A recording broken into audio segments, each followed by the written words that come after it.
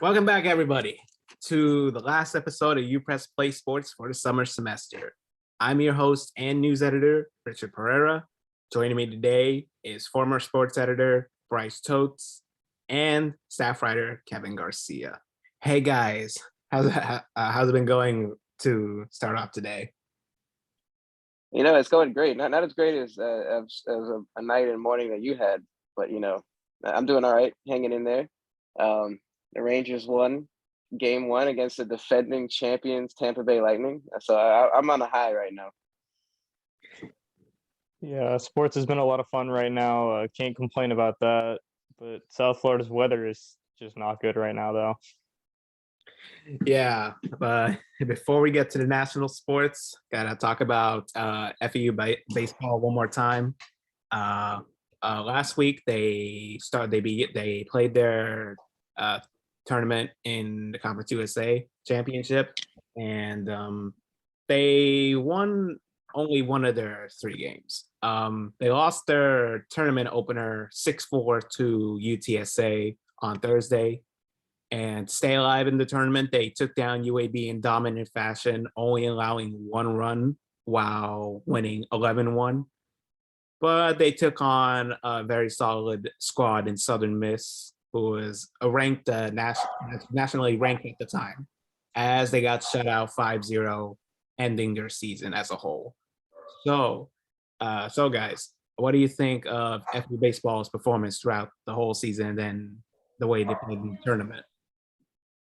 I mean, it was a pretty solid season as far as starting pitchers go. The hitting was pretty solid as long as they got a hold of that long ball. It was just disappointing end to the season, especially game two, the way they won game two.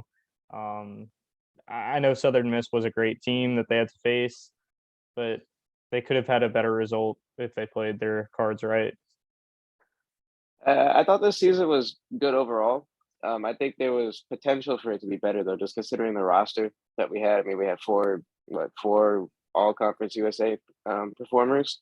We have maybe if I look at it like the next season could be even better if some of the guys like Shanwell and Ricones, if they return for next season, they could build upon it, and I think it could be even better. But we'll see. Yeah, from the looks of it, the offense started out hot at the start of the season. And then once we got to the tournament, they kind of cooled down a bit. Like Noah Samuel at one point was batting over 400, had a batting average of over 400. So he was doing very good in his second season with the team. And possibly he played even better than he did his freshman year. But hey, it was a great overall great season for Noah Samuel. Hope he can keep it up. And of course, Gabriel Rincones Jr., he did win Conference USA's Newcomer of the Year award. Congrats to him. He really played very well in his first season with the team. He hit 19 home runs and got 69 RBIs with a batting average of 346. Those are some pretty good numbers for your first season on the team. And overall, the offense was pretty good, but wish we could have had a better time. Wish they could have had a better time with the pitching.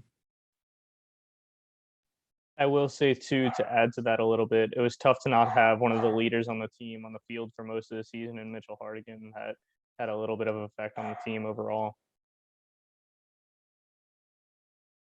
What would you think, Kevin? I'm sorry, say it again. I lost you guys.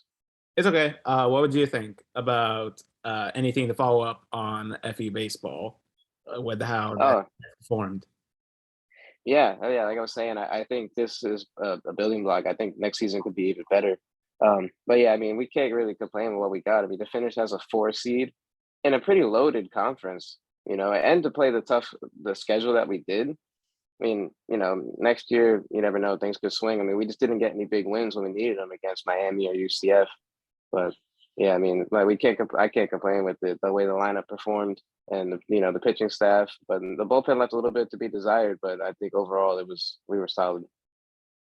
Yeah. Well, even though they didn't get the result they wanted, FAU baseball overall had a solid season, was pretty good offensively. What they have to focus on is improve the pitching and really hope for the best next year. And that will conclude our section with FAU sports. Now we'll head on to national sports. So we're gonna start off with the NBA. As the time of this recording is Friday, June 3rd. Last night on June 2nd, the NBA Finals began with the Boston Celtics, who recently won in 7 games against the Miami Heat in the Eastern Conference Finals, to take on the Western Conference champions, the Golden State Warriors, in San Francisco, California. And after Curry dropped 21 the first quarter, and then we saw the third quarter Warriors dominate. And then the fourth quarter happened where Boston just outscored Golden State 40-16 in dominant fashion from Jaylen Brown, Al Horford, and Derek White for the Celtics to take game one on the road 120-108. So guys, what did you think of that performance from both teams? Well, Jason Tatum, he was only like 3 of 17, I think, from the field, which is even more incredible. I think the Derek White game is a shocker. I don't think anybody predicted that Derek White would help carry the Boston Celtics to a win. So I think it's unlikely that we see that kind of performance from him again, but you never know. Anything can happen in this NBA playoffs. I did predict the Celtics win. I thought the Celtics would go on the road and win. I also predicted it to be over 10 points, and it ended up being that. I just think that the nation was just riding on the Warriors. Everybody just thought it was a foregone conclusion that the Warriors were the best team left in the NBA after the Suns lost. And I'm like, part of me is glad that the Celtics won against Miami, because I don't think Miami would have been able to do this. I think Boston's just a better matchup. I do think this series is going to be good. I think it's going to be a 6 or 7 game series. And yeah, I mean, this first game has shocked everyone, and it showed why it's going to be a good series.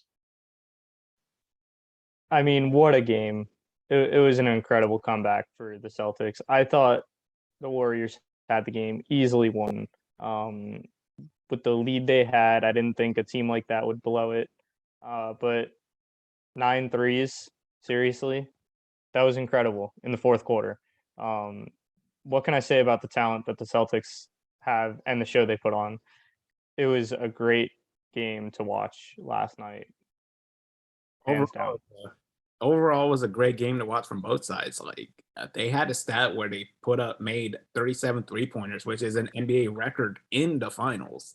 So these two teams are like very good shooting wise, as well as being a very good defensively, as they are the top 2 defensive teams in the NBA.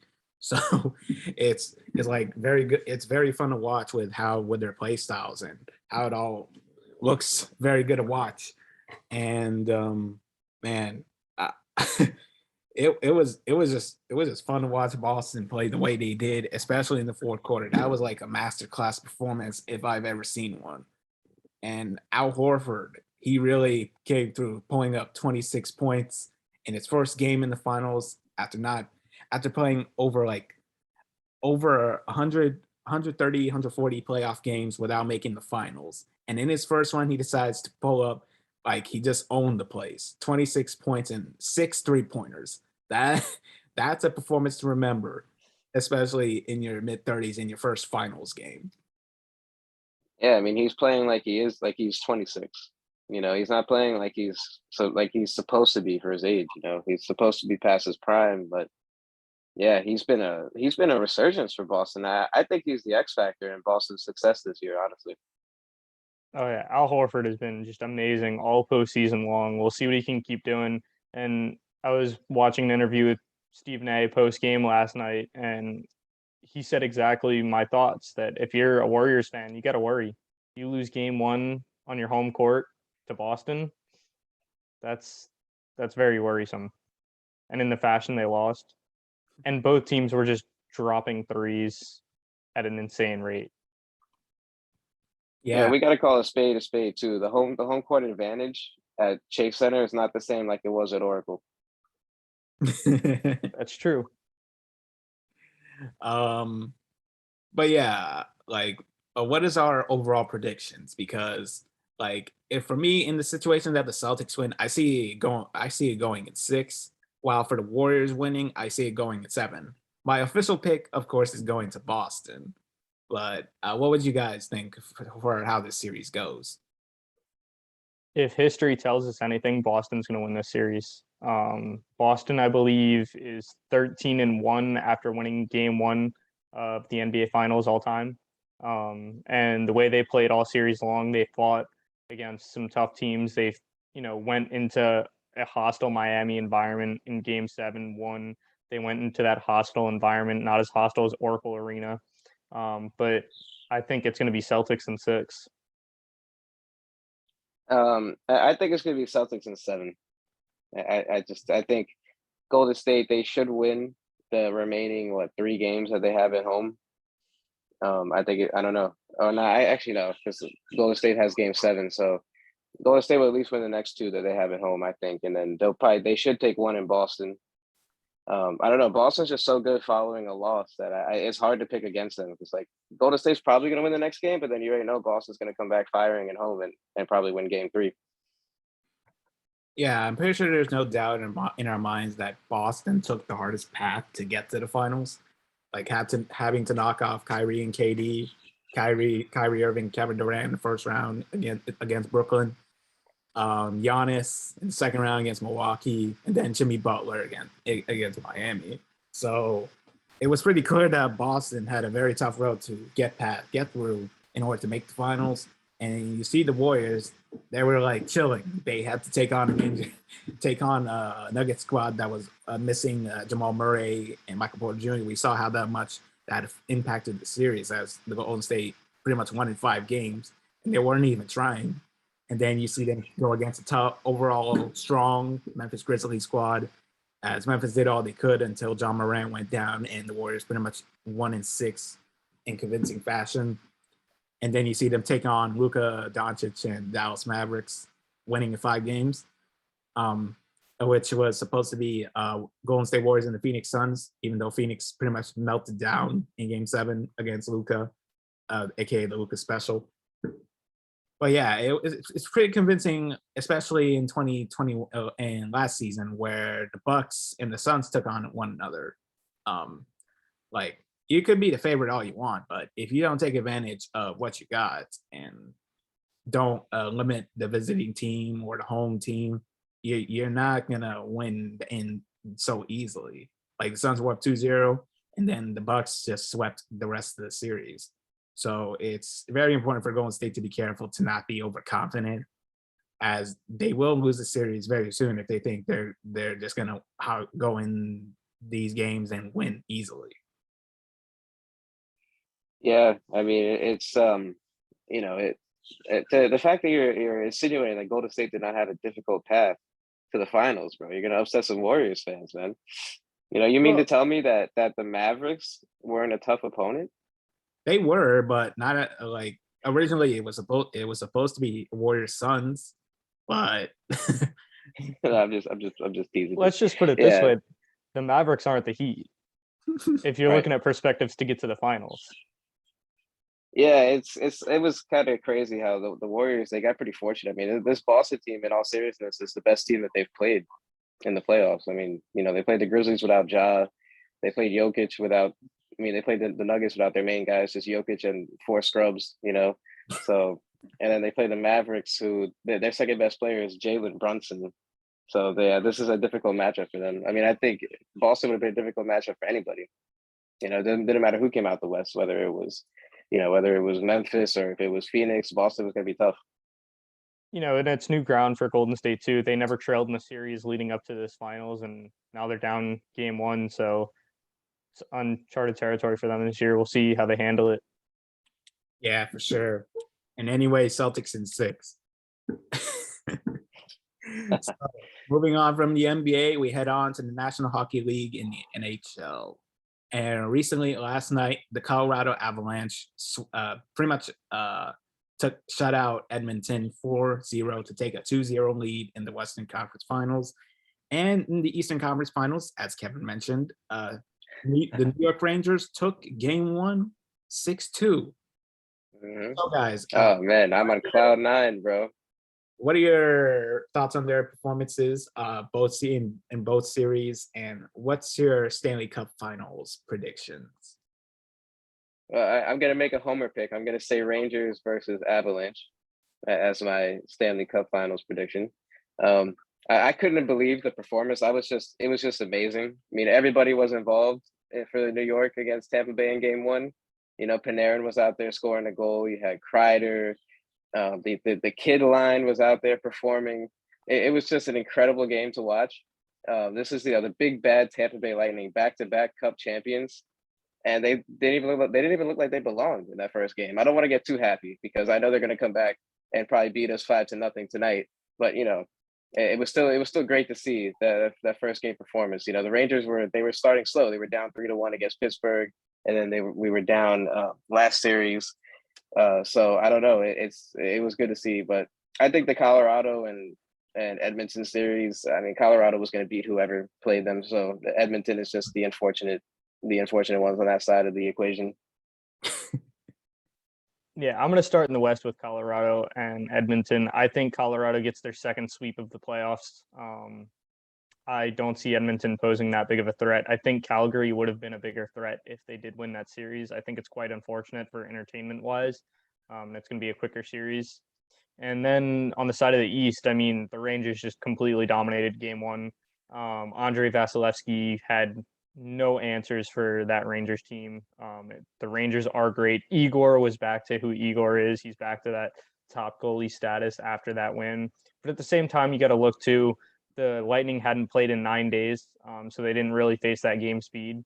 We'll see how they come back again tonight. Andrei Vasilevsky never loses back-to-back as far as the last 2 years have gone, so we'll see how that goes. I think it's either 10 or 11 straight playoff series wins for the Lightning. We'll see if the Rangers can finally be the team to do it. I think that this is going to be another long series for the Rangers, and it's going to go 7 games. And I think that's going to exhaust them. I think it's going to exhaust Tampa too. And I think Colorado ultimately beats whoever comes out of that series. Yeah, I mean, I hate to say it, but you're probably right. I mean, I don't think anybody's going to beat Colorado. I don't think it matters. I think the team that posed the best threat against them was probably the Florida Panthers, but you know they couldn't get out of their own way.